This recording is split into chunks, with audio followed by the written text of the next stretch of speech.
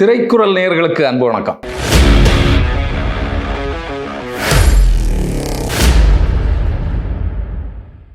நம்ம இன்னைக்கு குபேரா திரைப்படத்தை பற்றி தான் பேச போறோம். என்னன்னா, குபேரா திரைப்படம் எதிர்ப்புகளை மீறி, அப்படிதான் நான் சொல்ல தோணுது எனக்கு. குபேரா திரைப்படம் வெளிவந்த புதுசுல பாத்தீங்கன்னு சொன்னா தமிழ்ல இருந்து நெகட்டிவான விமர்சனங்கள், ஏகப்பட்ட விமர்சனங்கள் வந்தது.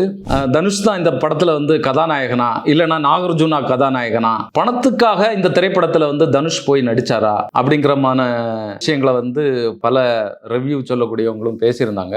அது மட்டும் இல்ல, இந்த படம் சுத்திட்டே இருக்கு. பாம்பே போறாங்க, ஹைதராபாத் போறாங்க, வெளிநாடு போறாங்க, என்னதை சொல்ல வருதுன்னே தெரியல. இந்த மாதிரியான விஷயங்களை பேசுனாங்க.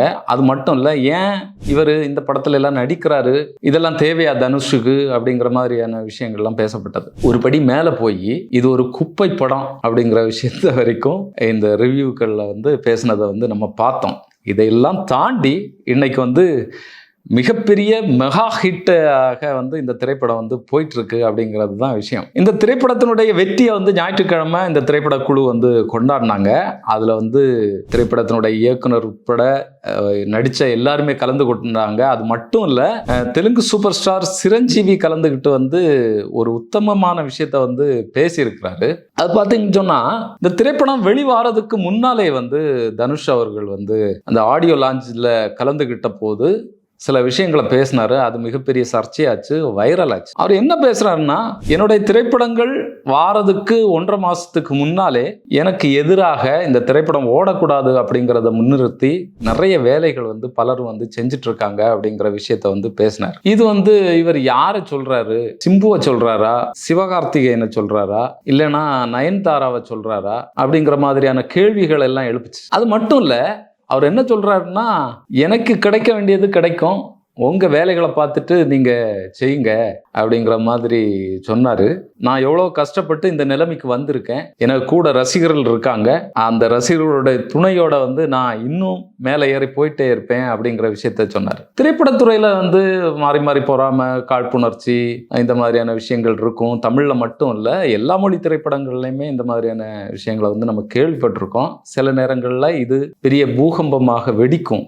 அப்படி ஒரு பூகம்பமாக தான் அன்னைக்கு தனுஷ் அவர்கள் வெடிச்சார். அவர் என்ன சொல்றாருன்னா, என்னுடைய இந்த அஸ்திவாரத்திலேருந்து ஒரு செங்கலை கூட நீங்க அசைக்க முடியாது. அப்போ உண்மையிலேயே தனுஷுக்கு எதிராக தனுஷை காலி பண்ணணும் அப்படிங்கிறதுக்காக இப்படி ஒரு பிரச்சனை நடக்கா, இப்படிப்பட்ட விஷயங்களை கிரியேட் பண்றாங்களா அப்படிங்கிறது நமக்கு யோசிக்க தோணுது.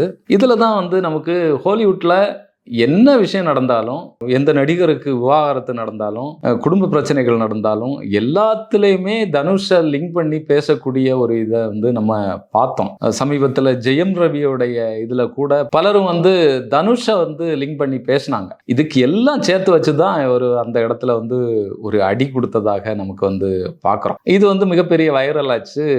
அதுக்கு பிறகு திரைப்படம் வந்தது. திரைப்படம் வந்த பிறகு கூட விமர்சனங்கள் அப்படிங்கிறத தாண்டி, நான் நேரமே சொன்ன மாதிரி இது ஒரு குப்பை படம், ஏன் இவர் இதை பண்ணாரு இப்படிங்கிற விஷயங்கள் ஓடிட்டு இருக்கு. இப்போ இதையெல்லாம் அடிச்சுட்டு தான் இன்னைக்கு இந்த திரைப்படம் ஒரு மெகா ஹிட்டாக ஆயிட்டு இருக்கு. இந்த திரைப்படத்தினுடைய கலெக்ஷன் பார்த்தீங்கன்னு சொன்னா, இந்த 4 நாளைக்கான கலெக்ஷன் உலக அளவில் 90 கோடியை தாண்டி இருக்கு. 91 கோடி அப்படின்னு சொல்றாங்க. கொஞ்சம் முன்ன பின்ன இருக்கலாம். அப்போ இந்த திரைப்படம் இந்த விமர்சனங்களை எல்லாம் தாண்டி ஓடுதுன்னா, இந்த திரைப்படத்துல விஷயங்கள் இருக்கு, இல்லாம இல்லை. இந்த படத்தினுடைய லெங்க்த், நேரம் கூட ஒரு சிக்கலாக பேசப்பட்டது. இன்னும் எடிட் பண்ணிட்டு இருக்கணும், அந்த திரைப்படத்துல இன்னும் சில விஷயங்களை செஞ்சிருக்கணும் அப்படிங்கிற விஷயத்த பேசணும். அதுல மாற்று கருத்து இல்லை. ஆனா இந்த படத்தை ஓட விடாம செய்கிறதுக்கு, இல்லைன்னா தரம் தாழ்ந்து பேசுறதுக்கான விஷயங்கள் இந்த திரைப்படத்துல இல்லை அப்படிங்கிறது தான் தோணுது. ஏன்னா இன்னைக்கு பலரும் இது சிறப்பான ஒரு திரைப்படம், நல்ல கருத்தை சொல்லி இருக்கிறாங்க, ஒரு மாறுபட்ட கதை அம்சம் உள்ள ஒரு திரைப்படம் அப்படிங்கிறத பேசிட்டு இருக்கிறாங்க. சேகர் கமுலா பார்த்தீங்கன்னு சொன்னால், அவருடைய ஹிஸ்டரியை பார்த்தீங்கன்னு சொன்னால், இதுக்கு முன்னால் எடுத்த திரைப்படங்கள் எல்லாம் மேக்சிமம் வெற்றி படமாகத்தான் இருக்கு. இன்னொன்று, வித்தியாசமாக கதை சொல்லக்கூடிய ஒரு நபராகத்தான் சேகர் கமுலா இருக்கிறார் இயக்குனர். தனுஷ் கூட அந்த நம்பிக்கையில், இன்னொன்று இந்த கதை அவருக்கு கொடுத்த உத்வேகத்தில் தான் இதை நடிச்சிருப்பாரு அப்படிங்கிறது நமக்கு என்ன தோணுது. ஏன்னா தனுஷ் அவர்களுடைய கிராஃப்ட் பார்த்தீங்கன்னு சொன்னால் இன்னைக்கு மிகப்பெரிய உச்சத்தில் இருக்குது. ஒரு மகா நடிகனாக இன்னைக்கு வந்து அவர் உயர்ந்திருக்கிறார் அப்படிங்கிறதுல எந்த விதமான மாற்று கருத்தும் இல்லை. ஹாலிவுட் திரைப்படம் நடிச்சிருக்கிறாரு, இந்தி திரைப்படம் நடிச்சிருக்கிறாரு, இன்னும் பல்வேறு மொழிகளில் வந்து அவர் நடிச்சிட்டு இருக்கிறாரு. அவருடைய முதல் திரைப்படம் துள்ளுவதோ இளமை பார்த்தீங்கன்னு சொன்னால் இப்படி ஒரு நடிகரா ஏற்றுக்கொள்வாங்களா, இவரை ஒரு நடிகராக ஏற்றுக்கொள்ள முடியுமா, இப்படிப்பட்ட விமர்சனங்கள் எல்லாம் வந்தது. அந்த திரைப்படம் வந்த புதுசில் அது மகா வெற்றியாக வந்து மாறுச்சு. அதுக்கப்புறம் பார்த்தீங்கன்னு சொன்னால் கொஞ்சம் கொஞ்சமாக தன்னை மெருகேற்றிக்கிட்டு ஒரு மகத்தான நடிகராக இன்னைக்கு உயர்ந்திருக்கிறாரு.